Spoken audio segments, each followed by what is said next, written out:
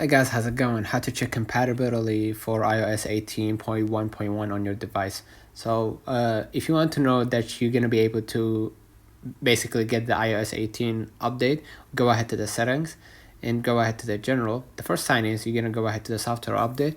Make sure that you have the update appearing to you. You're going to see like a window, pop-up window that tells you that you need to update your iOS, or the iOS 18 now came to your phone. So you need to update it and install it on your phone.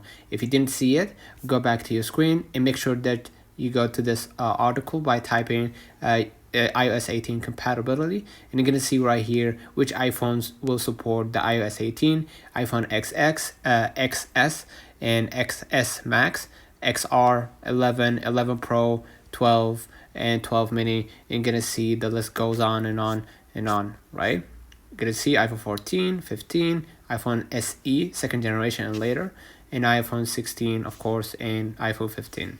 So you get, if your phone is in if your phone on the list, you're gonna be able to basically update your iOS to the latest version. So let's know in the comments if this video helped you. Don't forget to like and subscribe, turn on the notification bell to receive every video we upload. Thank you for watching.